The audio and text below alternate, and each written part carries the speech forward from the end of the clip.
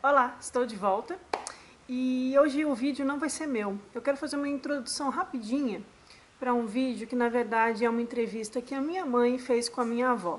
Mas isso não é um vídeo familiar, eu vou explicar.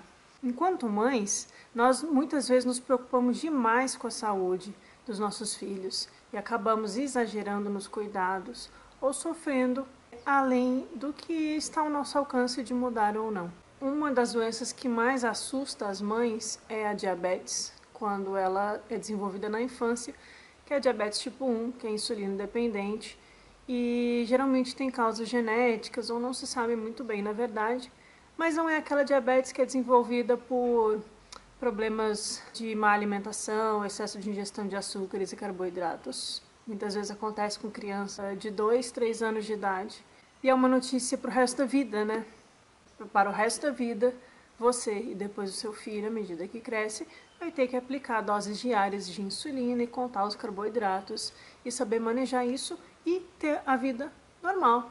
A minha mãe é diabética desde os 11 anos de idade e ela lidou com isso no início da década de 70. Na verdade, minha avó lidou. E minha avó teve que lidar com uma situação que é muito diferente do que temos hoje em dia.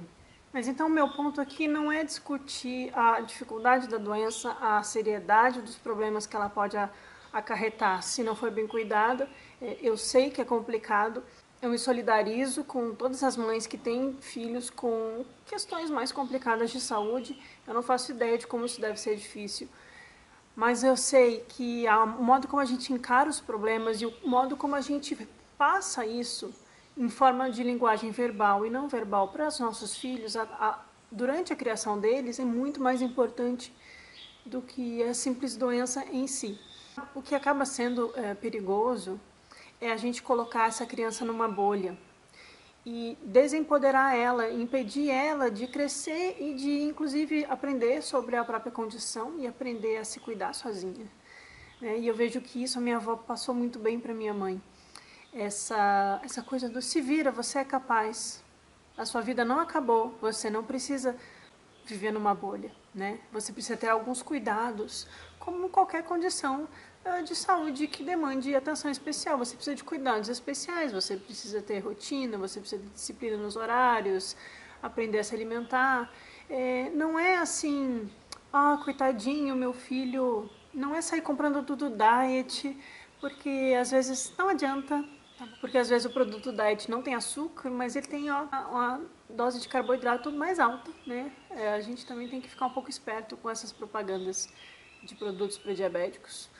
Eu nunca vi minha mãe tendo muita necessidade deles, por exemplo. Mas eu não estou falando aqui num ponto de vista assim do tipo, é minha mãe, a minha avó.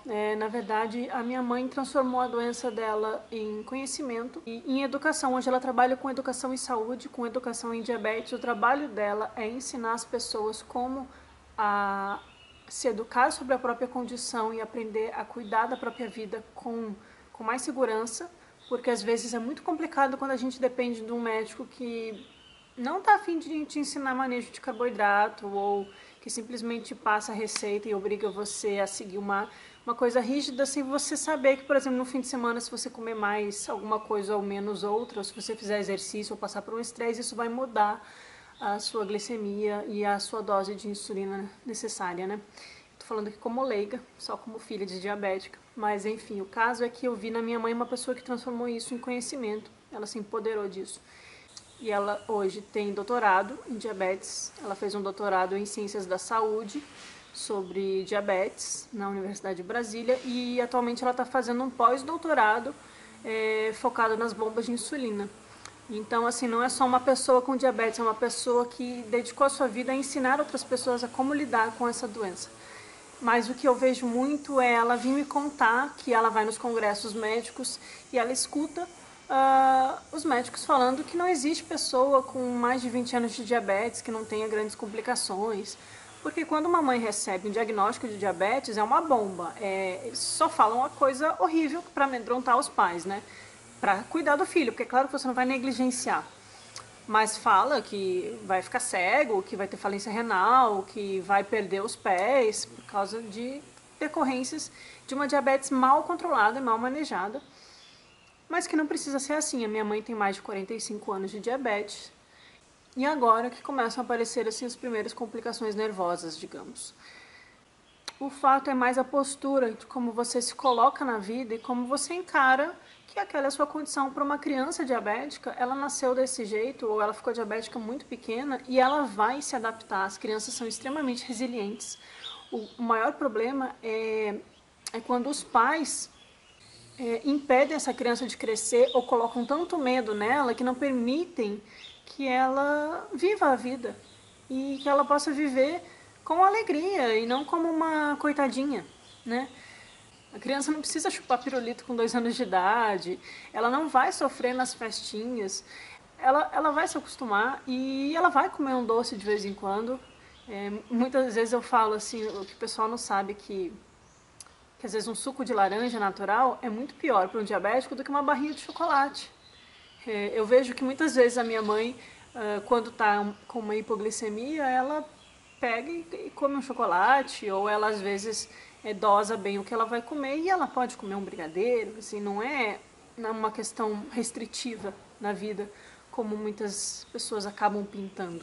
Mas enfim, acabei falando demais. O que eu queria é fazer essa introdução para trazer essa reflexão mesmo sobre como a gente permite ou não permite que nossos filhos vivam, mesmo quando eles têm condições especiais, e como é importante a nossa postura mental e emocional frente às adversidades da vida, que vão fazer parte de uma forma ou de outra, para alguns mais, outros menos, mas tudo isso é crescimento e tudo isso, quando vem com conhecimento, ajuda a pessoa a se apoderar de sua própria vida e tomar as rédeas de suas decisões.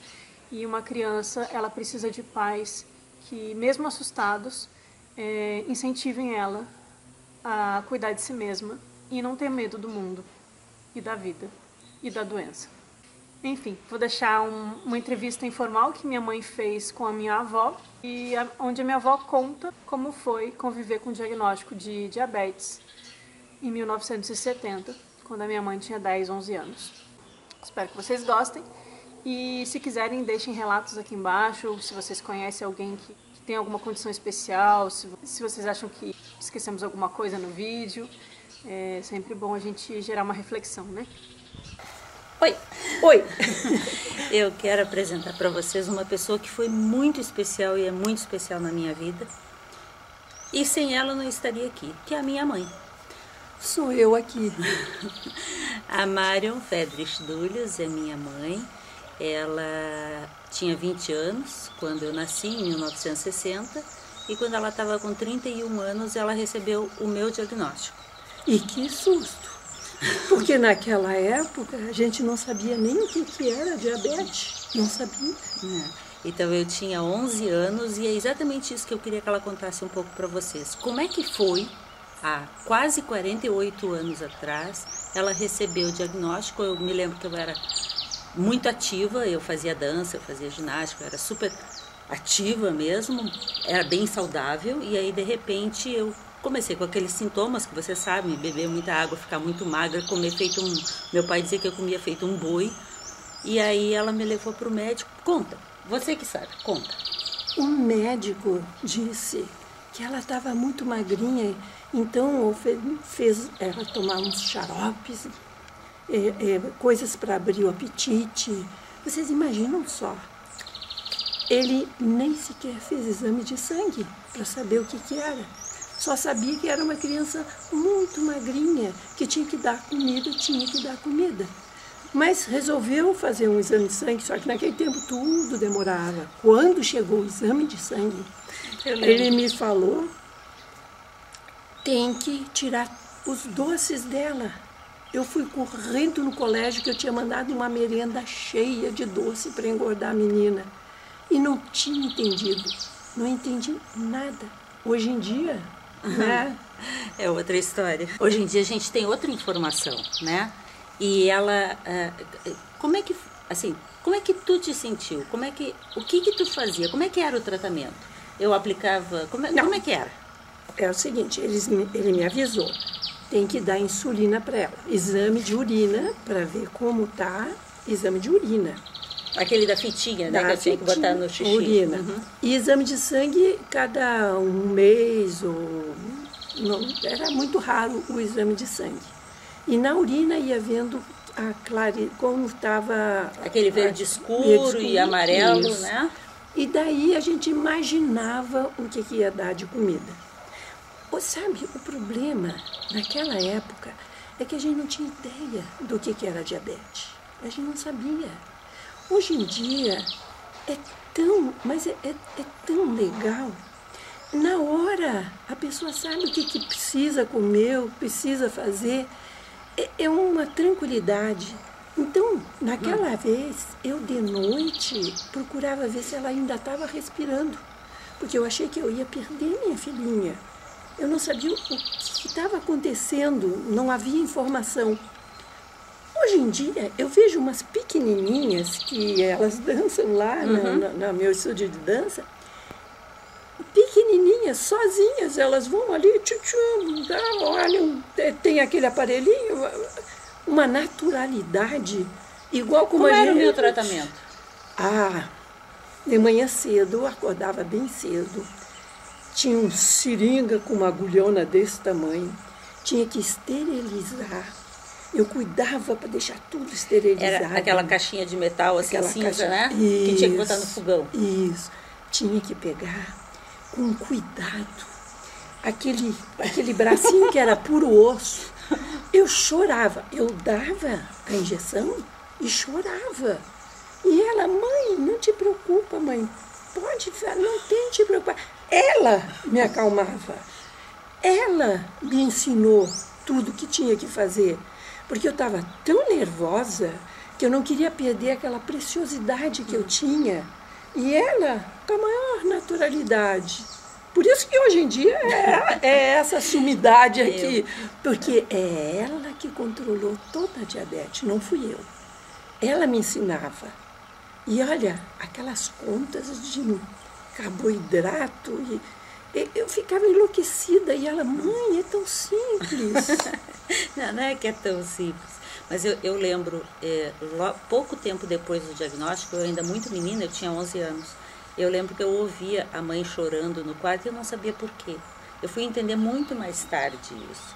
E hoje eu entendo, eu sou mãe, eu sou vó, hoje eu entendo. Mas eu imagino naquela época, mãe, eu me lembro da seringa, a agulha realmente era enorme, né? E ter que ferver a agulha para aplicar. E a gente não sabia como é que estava. Eu lembro que o pai me levava no laboratório para tirar sangue para ver. E eu desmaiava toda vez que tirava sangue, para ver como é que estava. E a gente não sabia nem que dose dá, quanto dá. Era uma coisa... Era uma coisa fixa, né? Era fixa. Dá aquilo e pronto. Dá aquilo e seja o que Deus quiser. Seja o que Deus quiser. Eu me lembro de uma outra coisa. Minha mãe é professora de dança, de ginástica. Até hoje ela é professora e faz ginástica e dança. E eu me lembro que a gente foi a um monte de médicos, fez um monte de benzeduras, tomou um monte de chás, essas coisas todas que todo mundo passa. E eu lembro que eu fazia aula de ginástica e dança na época e alguns médicos disseram que eu era muito fraca, muito frágil e não podia fazer. E o que ela resolveu? Se minha filha não puder dançar, ela não vai querer nem viver, porque a dança era tudo para ela. E aí eu pensei, impossível, a atividade física só pode fazer bem. Então, eu fiz com que ela dançasse. Ela dançou nos espetáculos. Inclusive, tem um espetáculo que ela dançou, que as pessoas olhavam para ela e diziam assim, será que ela vai chegar até o fim? Porque era um palito dançando. E ela dançava tão feliz, maravilhada com o dançar dela. E era um palitinho dançando. Eu lembro que isso foi muito importante para mim. Eu estava com um vestido de princesa, eu bem magrinha, tem foto disso. E eu me senti participante da vida, porque eu estava sendo excluída o tempo todo. Não pode, não pode, não pode, coitada. Tudo. Até hoje a família, o restante, os tios, tal, me chamam de Janinha, né? Porque eu realmente fiquei um fiapo de gente.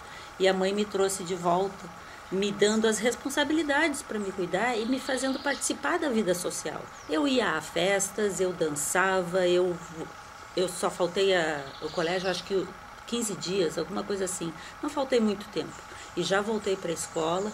E eu vivi normalmente. A mãe nunca me deixou ser uma coitadinha, me tratar diferente. Claro que ela me tratava diferente porque precisava, mas só aquilo que precisa, não para ser assim especial por ser diferente. E isso foi muito importante. E hoje em dia eu vejo que as mães são mais esclarecidas. As mães já sabem o que é. E eu vejo as crianças que diabetes hoje em dia não... E ela não é doença. É uma condição. É uma condição. E a gente fica mais docinho. Que quem precisa usar óculos, usa óculos. Quem precisa usar insulina, usa insulina. E vamos aí, vamos levando, vamos vivendo. Porque olha aqui, eu consegui ser bisavó.